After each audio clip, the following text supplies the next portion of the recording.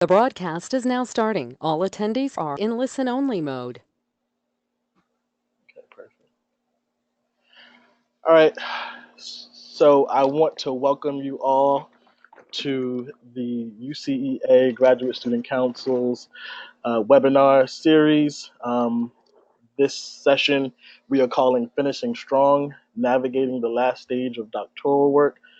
We have some exciting panelists here with us today that are going to talk to us about their experiences navigating that last stage, and give you all some insights about how to do that. I want to introduce myself. I'm Kevin Clay. I just finished my PhD at Rutgers in New Brunswick. I'll be at the Cornwall Center for Metropolitan Studies in the fall under the leadership of Dr. Charles Payne at Rutgers Newark. And I want to introduce our esteemed panelists. We have Dr. Benterah Morton, Dr. Joanna Sanchez, Dr. Darrius Stanley, and soon to be Dr. Gwendolyn Baxley. So before we get started, I just want to ask you all if there's going to be a portion at the end when you'll have the opportunity to ask questions to the panelists. I wanted you all to go ahead and start aggregating those questions before we get there, so that I can just look to see what you all have written. I don't have to wait on that. I can just start asking them your questions that you had already been writing. And if you don't know how to do that, it's in the side panel under questions. There's a questions tab. You can go ahead and write your questions in there, and they'll appear to me, and I can just read them to our panelists. Okay? So at this point, I'm going to ask all of our panelists to briefly introduce themselves. Take about 5 minutes to do that. And I want you to talk a little bit about your pathway to your current position, and to focus specifically on narrativizing that last year of grad school. And so for Gwen, this will be a little bit different for you because you were in your last year. So if you could talk a little bit about what some of your concerns are about transitioning into your last year. That sound good? Great. Sounds good. Okay, perfect. So do you want to start, Dr. Morton? Sure. I'm Benterah Morton. I'm currently a professor of educational leadership at the University of South Alabama. Yes, I did read that off my screen. I finished my PhD in 2015 at Louisiana State University. And as I think about how that last year went, it was, now looking back at it, blinding and full steam ahead, full speed ahead. I had the benefit of going through my degree rather quickly. So while I was writing a dissertation and collecting data, I was also taking coursework. So that was a different ballgame for me.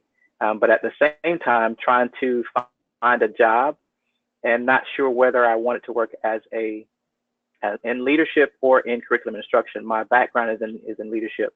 My degree from Louisiana State University is in curriculum and instruction. So it was a challenge for me to figure out which place I wanted to go and work. So one of the challenges that for me was identifying which types of jobs I wanted to apply for. So I applied for the first year, 2014, 2015, because I started searching as soon as I became a candidate.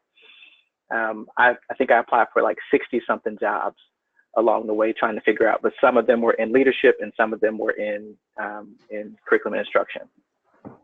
And then as toward the end of that year, as the end of 15 started after AERA, and I really focused on just applying for the leadership positions. That was the last of my last year. So it was a lot of writing, a lot of spending times, a lot of my kids knocking on the door from the other room saying, "Daddy, can we come in?" And me looking back and saying, "No, not yet." But it was a challenge. But what kept me focused, I think, was knowing that I'm almost done. I'm almost done. I don't know where I'm going to get a job. I don't know what's going to happen next, but I'm almost done. If I can just get through this last hurdle, it makes a big difference for me.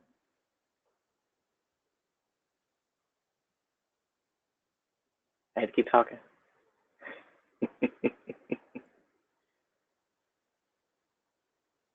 Your audio went out, Dr. Clay. Oh, perfect. I'm sorry about that. Dr. Sanchez, would you mind following up? Sure. So I'm currently working at a nonprofit here in DC called Excellence in Education, and my path here was a little different. So my last year at UT Austin, I was under my chair was Dr. Terrence Green, and I mainly stayed on track thanks to establishing really clear deadlines and check-ins with him, and kind of just sticking to that. And the fact that I had to hold myself accountable to him and to the timeline kind of was really critical for me to be able to actually finish, or be successful that last year. Aside from working on the writing and the analysis for my dissertation, I was also working on papers with other professors and with other students at UT. And I found that to be helpful because I would set aside 2 days a week to just work on non-dissertation commitments, right? Working on papers, working on other things. And then 3 days out of the week, I would just focus on my dissertation. And for me, having clear chunks of time allocated to different projects really kind of helped give me a little break also from the dissertation. And since, as we know, the dissertation process can be very lonely, having a reason to work with others and having that, personal contact was really helpful for me. And then in the fall of my last year, I knew that I needed to start thinking of getting a job. And I was scared because I was having a really serious case of imposter syndrome, like, will I be able to actually get a job? And so I still have that issue that doesn't go away. And the idea of it was intimidating, but I told myself that Christmas break was when I was gonna kind of focus in on that. But what happened was that fall, after the UCEA 2016 conference, I was introduced by my chair, Dr. Green, to Dr. Khalil at Howard University, who had shared with him at UCEA that she was going to be posting a postdoc opening that spring, and that she was looking for somebody with a strong STEM background. And my background's in STEM. So that kind of helped ease some of the search. I mean, we kind of stayed in touch over the spring, and I eventually got that postdoc. And for me, it was everything kind of came together nicely because I was going to be moving to DC, and the idea of having the postdoc really kind of helped make that transition a little smoother. And there was 4 things about the postdoc that I really personally liked. It appealed to me. First, because I needed to move to DC because I was getting married and my husband lives in DC. Second, the postdoc was for a year with an option of renewing for a second year, which was also nice because I felt like I could get some breathing room to kind of get myself together. And third, I felt that by getting that extra breathing room, I would actually be able to decide what the next professional step should be. So after I was here in DC for 6 months, 6 months into my postdoc, I knew that I had to start thinking about what the next step was.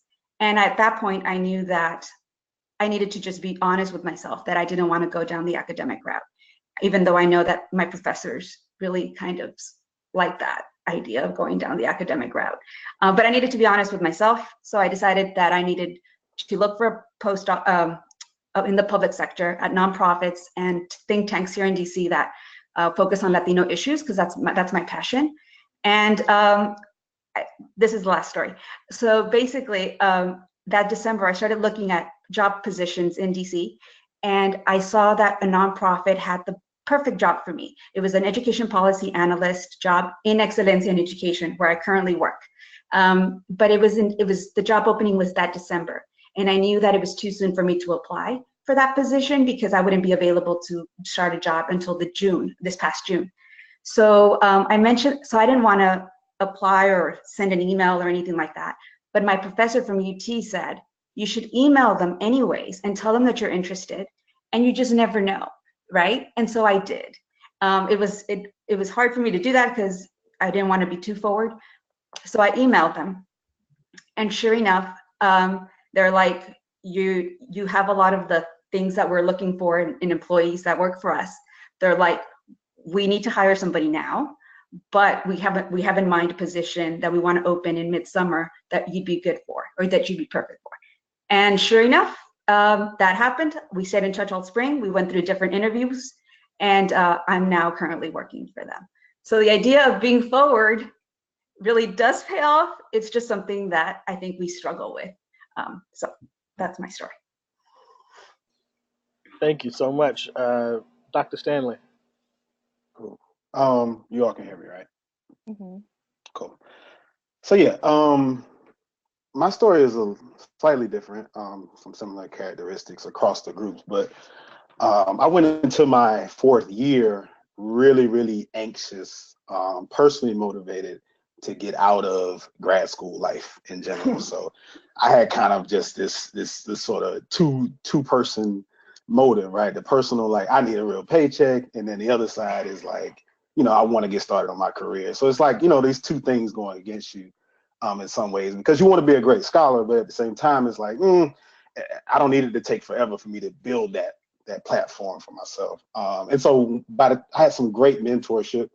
I recently finished my PhD at Michigan State University in leadership and administration under Tara Vincent Chambers, who is now UCEA president, which is so dope. And so the thing is that she sort of kept me on track in so many different ways, mainly because she connected me with people at UCEA that were great mentors and people who had, mentored her. And she sort of passed that mentorship down. And so I circled back to say I was really prepared by the end of my third year to go in my fourth year, straight data analysis, straight job search, which was perfect for me. And so the one thing I will say is that, summers were key sort of in that transition process, especially between the third and the fourth year, my last year, because when I walked into my summer, I was like, all right, I need data now. I need data collection done by the end of this summer if I'm going to really be on my track to just focus on jobs, focus on analysis, focus on writing, focus on getting to the defense.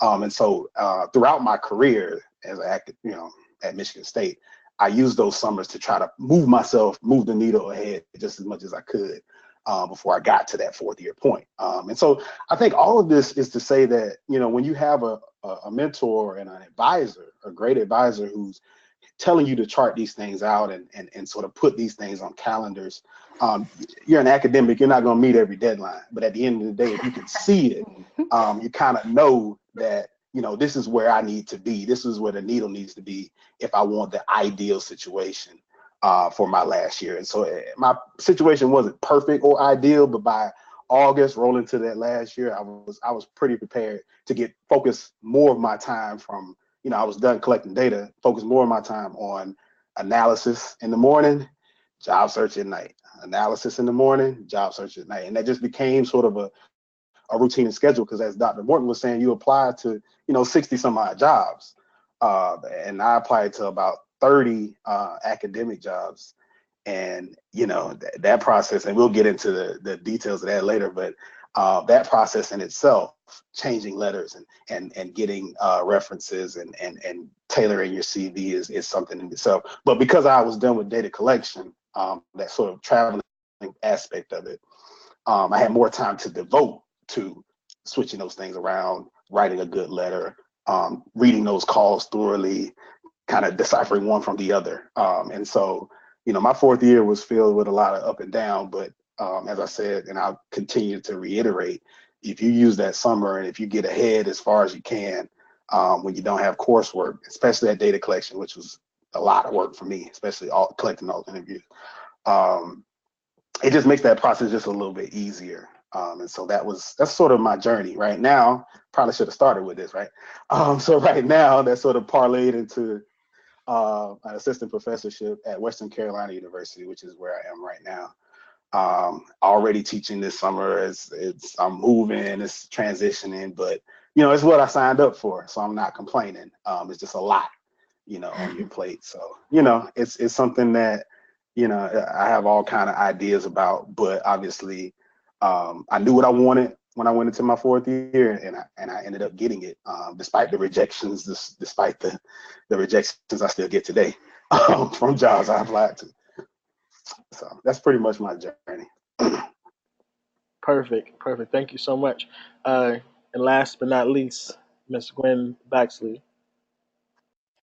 Hi, everyone again. I'm Gwen. I'm a doctoral candidate at the University of Wisconsin-Madison in the Department of educational leadership and policy analysis, and a lot of my work centers on exploring educational spaces in which Black youth and families survive, thrive, and navigate, and the role of race within these contexts. So as Kevin mentioned, I am going into my final year this upcoming school year.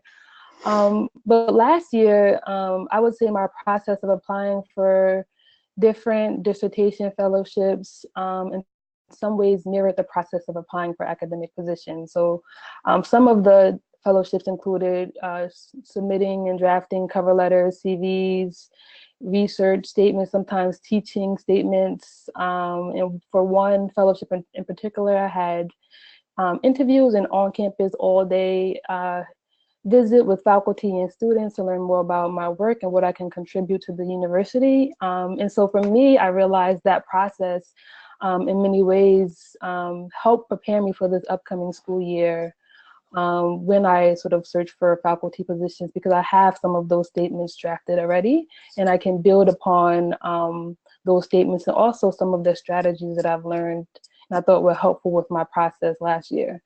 But I think one thing that's different from this year compared to last year is just the anxiety that comes with the final year, the vulnerability that comes with this final year, the uncertainty of the future, entering into a job market where there are limited positions available, and trying to find one that works for you. Because I know the number and the types of jobs vary drastically from year to year. Also, you know, being a first-generation college student, someone from low-income background, it's not only a transition for me, but a transition for my family, and taking them into account when I make decisions, when I plan where I want to apply for, and things of that nature. So those are some of the concerns that I have, and I hope to hear about how you all, in some ways, also thought about those concerns as you move forward with your positions. Awesome. Excuse me. I'm a little sick, so my voice sounds a little crazy, and I'll be coughing a little bit. So I'm going to try to keep myself on mute as much as I can. So we're going to transition now into a question and answer period. We have 5 questions for our panelists. We're going to give them 5 minutes total, not each panelist, but 5 minutes total to discuss the question. And then we're going to transition into audience ask questions.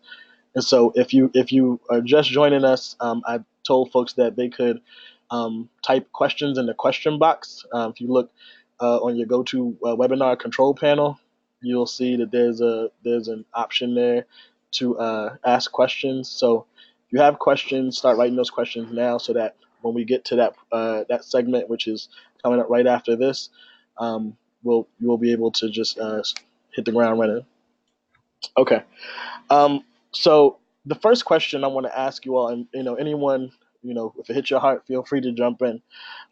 What kind of emotional labor is involved in this transition process, and what might graduate students at this stage want to consider to support them with this emotional labor? For example, feelings of failure or comparing yourself to your colleagues who are at a similar stage. Wow. I'll start. One of the things I really look at, and I'll think about feelings of failure. Again, I told you I applied over 2 years for jobs over the period of time. So I think in a time, I probably applied for 75, maybe 80 jobs.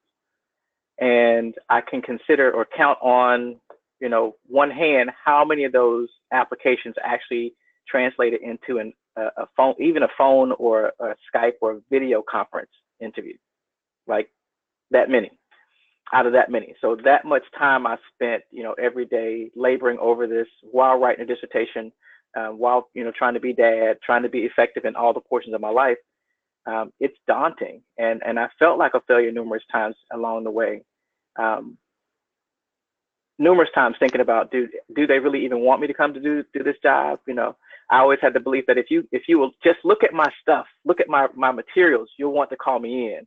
But again, I only got 5 callbacks with that process. So that does a great deal of toll on your ego, does a great deal of toll on your emotion. And it's important to have, in my mind, it's important to have people around that can encourage you to keep going. And talking to colleagues.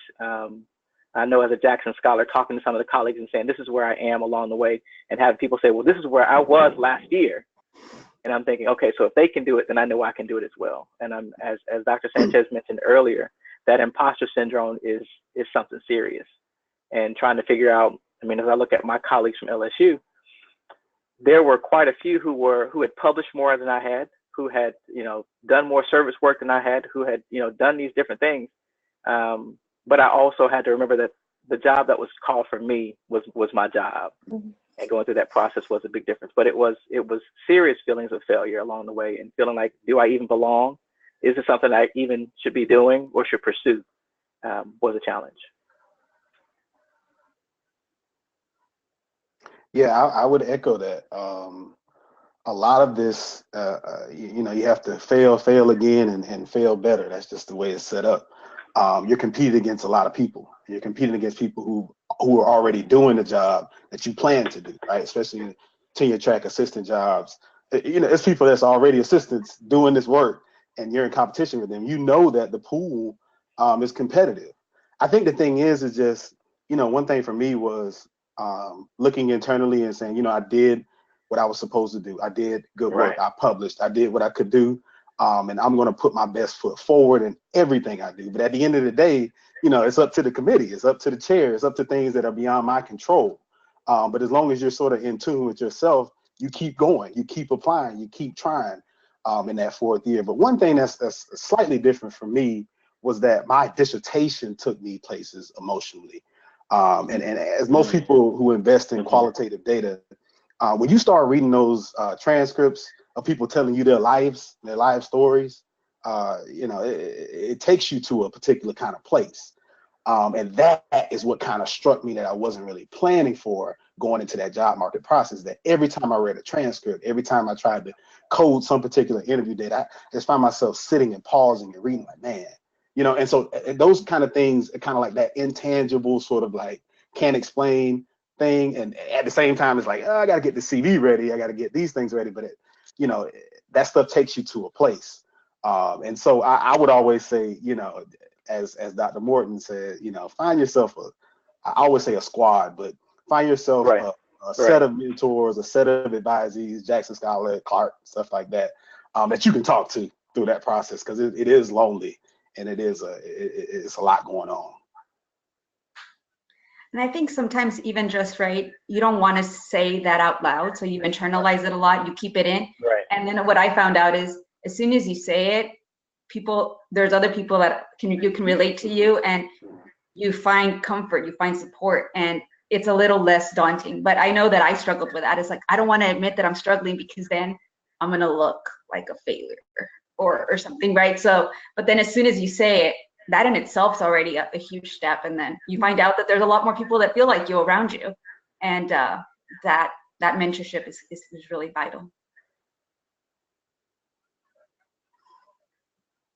And I think to add on to that is that, you have your academic world, you trying to enter a tenure track position, but also life happens too. So during this process last year, a lot of important people in my life passed away, my great-grandmother, my grandmother. And so you're trying to heal from those situations while also trying to put on a straight face and move forward with your career. So trying to balance your academic life, your personal life, have a sort of sense of centeredness moving forward.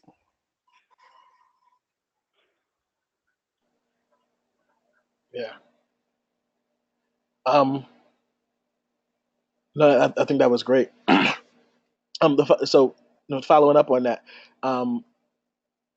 how did you manage, if we can get into some details here, how did you manage the job search and dissertation writing process? And I know you all talked about it briefly when you introduced yourselves, but if you could go into a little bit more detail. And Gwen, if you could talk to us about how you intend to manage that, if you've already thought about that.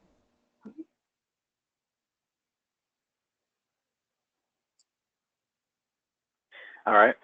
I think I got the first seat, right?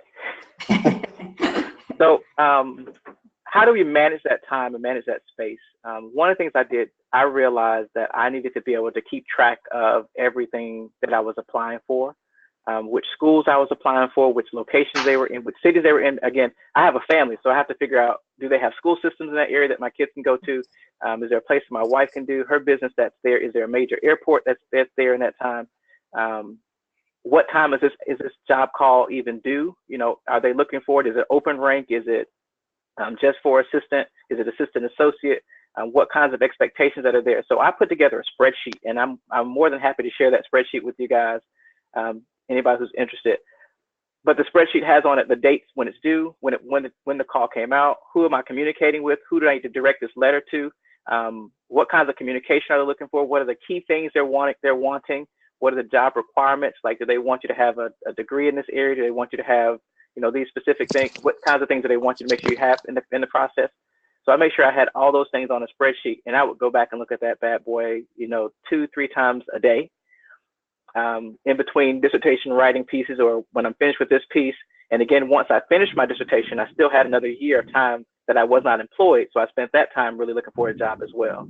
And then I was able to dedicate, you know, full time to it. But just putting everything on a spreadsheet was very important. That way I also didn't apply for the same job the second year, or I didn't apply for the same job 2 or 3 times because I hadn't kept a record of where I'd applied for before.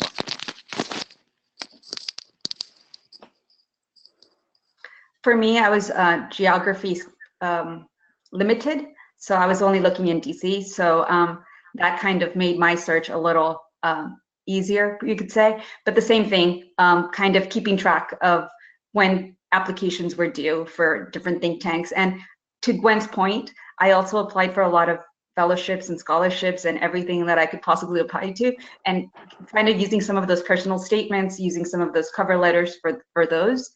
I was able to at least not start from, you know, to use that as a I don't know, a first draft per se, and then kind of tweak it to the requirements of that particular job position. That was very helpful. Yeah, and I think the other part, just sort of piggybacking, that spreadsheet thing was it's genius. It's genius. You need it. You need it. And that's something that, you know, if you see my spreadsheet, it's a mess. Everything's crossed out, highlighted, X, Y, Z. But that's the only way you keep track with all these jobs, you know. And I think that, you know, just to piggyback on that, having your materials read and looked over by different groups, different people that you trust, people who have been through this process, scheduling time to sit with them and say, hey, my CV looks like this is the job, you know, what do you think? Or my materials, personal statement, teaching statement, how did you write yours? Like those things are sort of the pieces that people don't always talk about that are really important, because, you know, I have mentors who are like, you know, grammar pros, and then I have mentors who are like, content, no, you want to say this, if you put this here it sounds better, right? Or this is the type of job you're going for, put your research up front and move your teaching down. Those kind of small things that you don't think about when you're in the under the, you know, pile of 30 different applications. And so those are sort of the small things that I did. It's just touching base with people that I trusted to make sure that they saw my materials before because what you have to realize is that these people that I pulled on, they had been on search committees before, right? And when you're talking to somebody who's been on a search committee, they kind of know what people are looking for, in a sense. So, and they'll tell you right up front, you know, I'm going to weed this out because this doesn't speak to the call at all, or I'm going to weed this out because look how you wrote this. It's grammatically just ridiculous, right? There's certain things, and that's the tough love that you need to sort of make sure that your materials don't get you weeded out from the job process, right? Let it be something else, but don't let it be your materials. Is what right. And that's something that, you know, I sort of keep and I pass on. And I think about a part of that process is just being really mindful of time management, really intentional and efficient with your time, particularly when it comes to writing. One piece of advice that I got from an amazing faculty member here, Dr. Bjalkan Baldridge, is to spend no more than 1 to 3 hours writing for your dissertation each day. Because I think there's a notion that you need to set aside 5, 6, 7, 8 hours of your time to write your dissertation, when honestly, who has that amount of time to set aside given our sort of our other obligations? And also, honestly, you won't be as productive during the entirety of that time. I know for me, I may be distracted by social media or email or other tasks that may come to mind. And so how can you make sure that those 3 hours you are intentional and purposeful with that? And so for me, my day moving forward into the next school year will include those 1 to 3 hours focusing on my dissertation, 2 to 3 hours, I should say, 2 to 3 hours on writing for my and updating my job market statements, as well as looking for positions, making sure I'm as up to date as possible on all of the positions available. And then sort of 2 to 3, maybe 3 to 4 hours of other work-related tasks that are sort of important to me in my journey here at UW. And so that's how I plan to move forward this school year. And I think we also don't talk about different techniques you can use to help keep you disciplined. So for some people, Pomodoro may be your best friend. For those of you who aren't aware of Pomodoro, it's sort of a technique where you write in 25 to 35-minute intervals, take a break, then go back, and things like that. Just helps to keep your mind fresh. I also use a software called Kanban Flow. It's basically like a project management, goal management system where you can keep track of what you want to accomplish for the year, and then step by step how you'll actually achieve that and your progress toward that. And the great thing about Kanban Flow is that there's Pomodoro built in. So if you sort of want to use Pomodoro while you're using Kanban Flow, you can keep track of how much time you're spending on different things. And then at the end of the week, you can reflect on whether you're being productive or not. And I think we need to talk about more about those free things that are available that we can use to keep us on track and moving forward. Sometimes, you may have hiccups during that process, but for me, it's been helpful just in general. Yeah, and I want to add to that. I think she hit the nail on the head. I think one of the biggest things that helped me get through this dissertation process is being social. And it sounds crazy, but it's actually like you have to take a break, man. Like sit down. Like you have to do something different. Then and people always say, "Oh, you're a workaholic. You're always working." I was like, "Yeah, not really." Because you don't see me all day, all the time. And what I used to do was set aside a day or two to say, you know what? Not picking up this dissertation. I'm just not going to do it. My brain needs a break, right? And I will turn to it when my brain is fresh and ready to go. Because you end up putting paragraphs and stuff in your chapter down that you end up erasing later because it wasn't good, right? It just wasn't good. And so it's one of those things where it's okay to say, you know what? This is unfinished. This is not prepared. This is not ready in my brain, and I'm not in the mental space to do it. And I'm going to put it off for right now and do something different or find something else direction to go in. So, and I think the other part is just being okay with the fact that, this is an incomplete process. And it's something that you continuously work on. Your dissertation, I was always told, is not the end of it all. It's really the start of your arc. And if you think of it as a start of your arc, it's okay when you don't have the right, best, complete thought or the best, whatever framework or what have you. Come back. You can always come back. And to add on to that, it's about managing your job search and your dissertation, but also managing your internal well-being. So how can you make sure your mind, body, spirit is okay? Because that is what will sustain you throughout this entire process anyway. That's true. So true. As you all are talking, I'm thinking about a couple of things in relation to my going through this process. One is that as I was writing cover letters, I noticed that as time went on, I got better and better at doing it. Is that something that you all experience? Yeah, like it was so like, you start out doing this thing, that like a lot of us don't have like too much experience doing until you get into that last year. Um, and you get advice and you get feedback and all of those things are like really great, but I think just really having to practice doing it over and over again is really like what gives you sort of the ability to refine it. The other thing I'm thinking about, so I got different advice in this area, um, and I think this relates to the time management piece. So you all, it sounds like, applied really widely. You're talking about like 40, 50, 60 jobs you applied to during the year. I think I applied to maybe 10. And the reason I did that is because someone told me there is likely, someone told me you should apply for jobs that fit you really well, because there's likely someone who fits those criteria perfectly, if you don't fit them perfectly, and they're probably going to be the ones who are going to get that job. And so it doesn't make sense to invest time and energy that could be going towards your dissertation or writing publication, if the job, if you don't meet the qualifications, really closely. What do you all think about that? And then we'll move on really quick after that. I think the philosophy, I've heard both ways, and I chose apply for jobs. I mean, I can think of folks who told me different ways. And I think this important part about how you hear and how you receive advising or feedback from others, you find the way. Yes, you're going to hear all these different things, these different recommendations. You find the one that's going to work for you. I knew that I wanted to find a position, but I was okay with moving. So I didn't mind moving from where I was to a different place.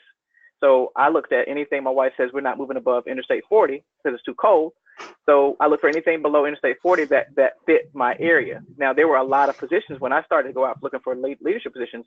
There were a lot of positions available that year. So I thought, let's try the ones in California. Let's try the ones in New York, special ones. And yes, there were some that I passed on, but most of them, because I have a broad experience, I was able to apply for. They fit who I was. But I chose not to apply to any place that I wouldn't want to move to. So that was kind of my criteria. If I wasn't willing to move there, if it wasn't going to be valuable for me to go there and to get to that place, it wasn't worth me applying for that place.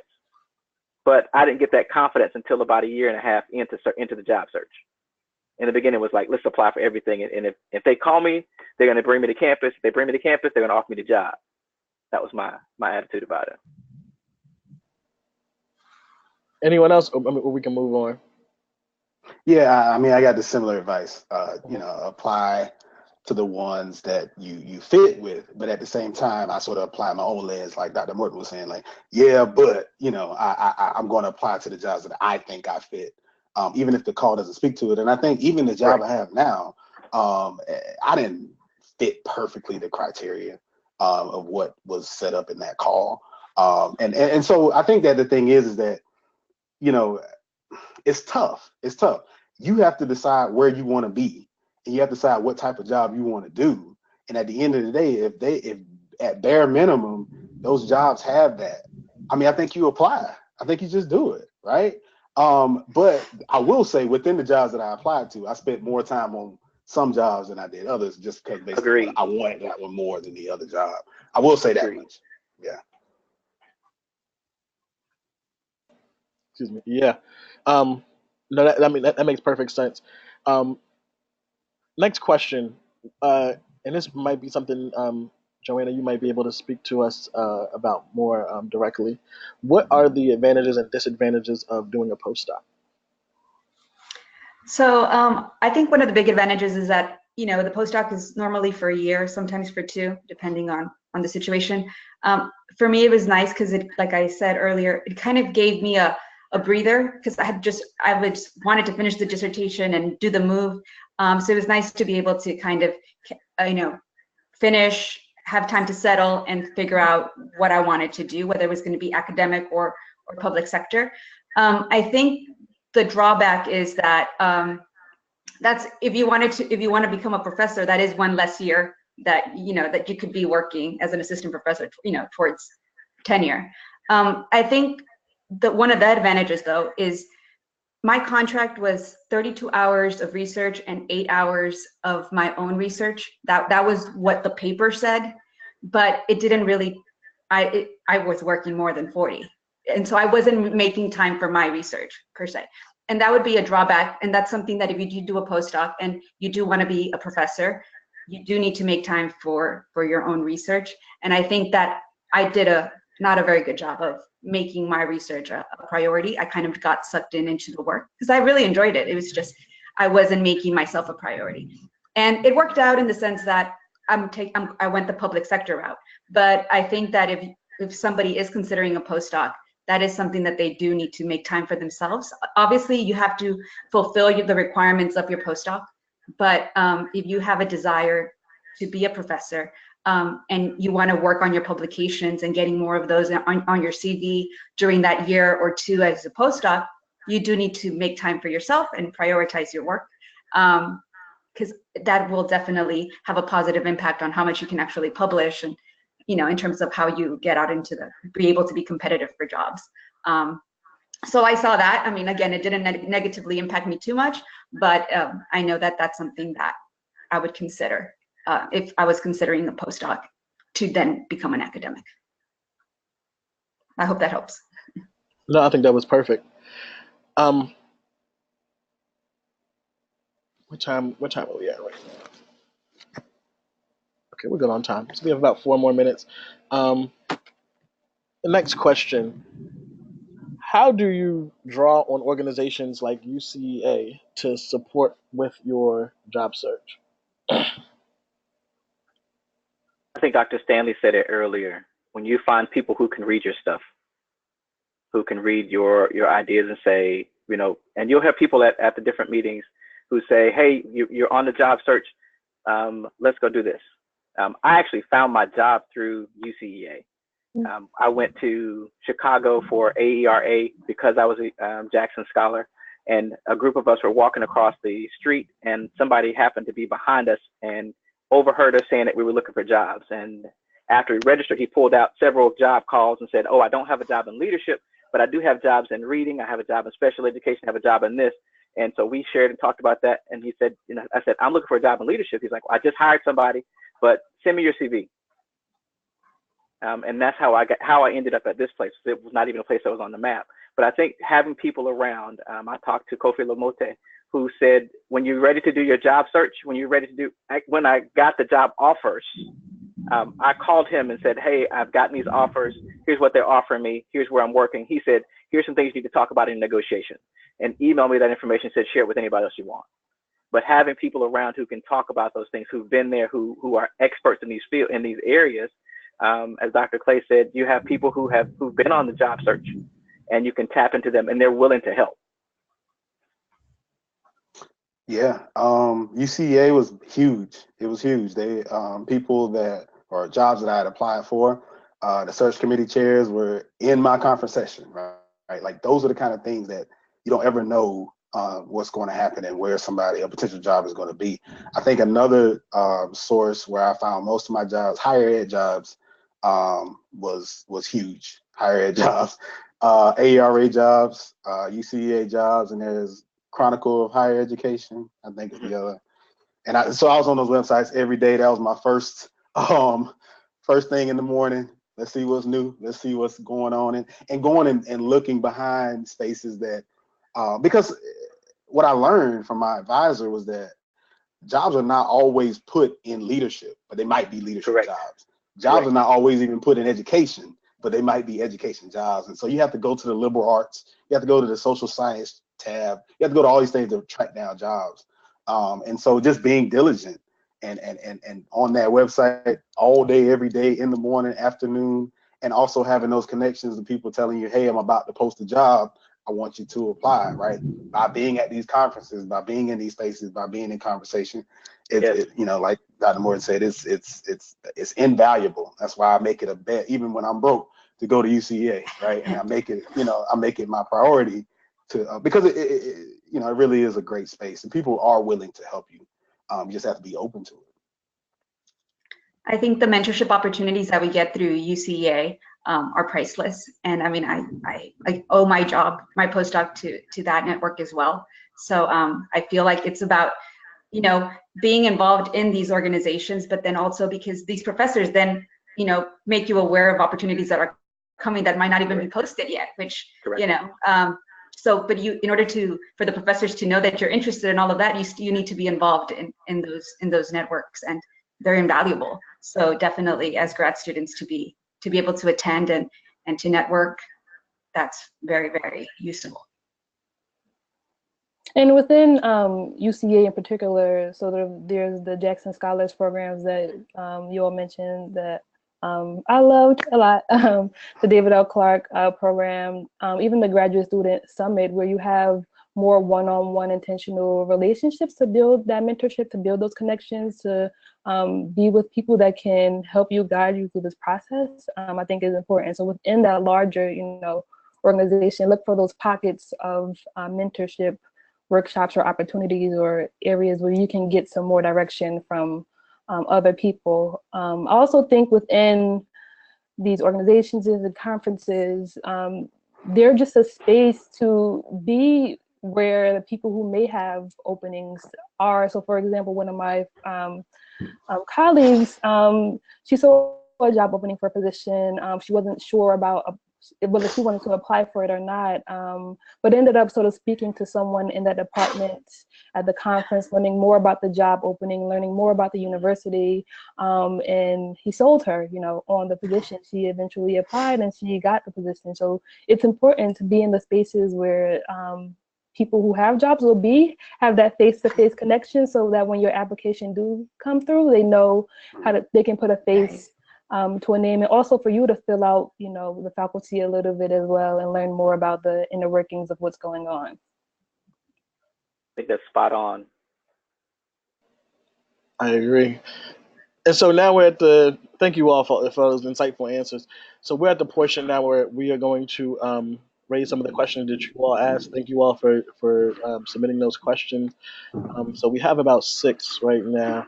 I guess just take like 2 minutes per question, and then we'll get out of here. So the first question from Dr. Mariela Rodriguez: as a faculty member supporting students through the dissertation process, how do you suggest I best demonstrate emotional support for them? Tell your story. I think that's the first thing I wanted to hear was my advisors and my mentor's story. It gives a human aspect to these people who, you know, in the academic world seem like, you know, gods and titans. You really want to sort of humanize them and they tell you straight up, like, nah, I didn't have the publication count. I didn't have, you know, the things on my CV that I wanted, and, you know, and that's okay. Look where I am now. It's a process, right? And so those are the kind of things that's the mentorship I received. And I just want to hear that, you know, it's imperfect, right? Like that's it. Because it gives me, you know, and then you could, I think then you sort of change that and move that narrative. Says, okay, so I didn't do these things. Now I need you to because of, right? And so I would have been in a better position because of, and that's the mentorship I got coming into that 4th year. Be done with these things so that you can focus on these things more intently, right? And that's the story. That's the thing, I think. Anyone else? I think you answered that one. I think you answered that one very well. I'll say that, and I think also helping us to set the expectation or the timeline for when things need to be done, because we haven't had experience as an undergrad, as a graduate of setting that timeline expectation. But definitely sharing their story, I think, would be super helpful. It's very valuable. Okay, so we're gonna move on to the next question, and it's how do you feel ready to go on the job market? And ready is in this emphasis on the word ready. Do you ever feel ready to go on the job market? And I think that's the portion of it. It's like incompleted learning. It's incompleted experience. I'm going to move on this because I know I need to. I wasn't ready. I would much rather have, you know, stayed in grad school and kept going. But again, I've got responsibilities that need to be taken care of. So let's get on the market. Let's make this thing happen. And I mean, there's always more to read. There's always more to write. There's always more to do. I can do that and make money, or I can do that and stay in grad school. So I think it's one of those things where we may never be ready. If we wait until we're ready, we won't do it. And I think a part of that is that, you know, if you're invited for an interview, there's a job talk. So you have to have some at least preliminary findings to share. So that can be sort of a gauge in whether you're somewhat ready, if you have something to share about your data, even if it's not full analysis of it. Exactly. Agree. That's a great point. So we're gonna move to this next question from Shannon Holder. What were the 2 management sites that Gwen used? Can you spell them for us, Gwen? So there's Pomodoro. That's not really a well, you can Google it. It's spelled Pomodor. And there are different types of software you can use, but essentially it's just a program to help you keep track of how much you're spending on a certain time period. It's almost like a stopwatch or something of that nature. And then there's Kanban Flow. It's KANBANFLOW. And I really found that helpful because it just helps you visualize everything that you want to accomplish, and then helps you sort of keep track of your progress of it. And so when I think about time management, what I do is set like yearly goals, and then I back map setting weekly, daily, monthly steps that I need to take in order to reach those goals. And so Kanban Flow helps a little bit with that, and I also use other techniques. But honestly, you need to find like a system that works best for you. It may be a software. It may be you just jotting down, you know, something on a notebook, a passion notebook. I know a lot of people in my program use that. So yeah, find what works best for you. But I do recommend those 2 in particular.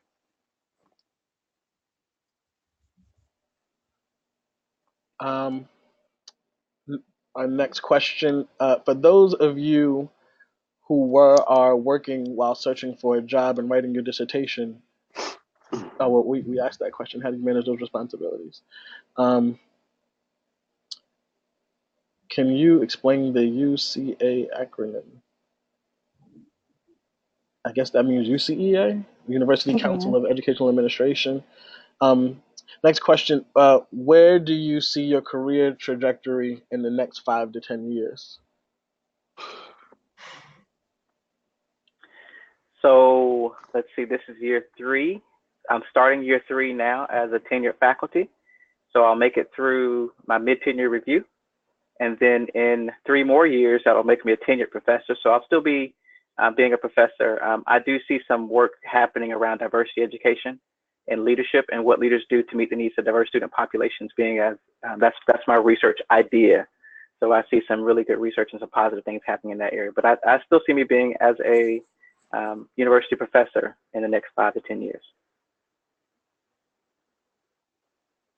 I see myself in the ed policy arena, working on Latino issues. I feel like I found my fit, so I think this is where I'll be. Yeah, so this is my first year on the tenure track, so I'll be doing the whole tenure process, teaching, writing, trying to squeeze as many articles out of that dissertation as possible, and thinking about that next project, that next thing. The good thing for me is that I love research and I like writing. I'm gonna have to love writing a little more. It's true. The research is great though. And so in that, you know, I'm always thinking of projects. I'm always putting things to the side, and I probably will never get to all the things on my list in my career, but it's good to have, because that's going to fill those 5 to 10 years very quickly. And so I think staying on the tenure track, after that, you know, trying to move up, trying to do more. I like administrative roles. I've done a little bit of that. And so trying to get into some administrative roles at the higher ed space. You know, I want to be on that tenure track, but I also want to be on that sort of like helping to develop the direction of universities and higher education. Great. So I think that, you know, trying to find a balance between those two things is going to be the issue, but that's the trajectory, that's the hope, that's the plan. For me, it's, you know, next year, fingers crossed, securing a job and defending my dissertation. Next 5 to 10 years, you know, on a tenure track position and nearing the year review for tenure. I love to continue my work. Right now, I do both qual and quantitative work, but ideally, I want to combine them to do more mixed methods work. And so I'd ideally love to have some type of support in that journey, also to do more critical work to support Black and Brown youth and families.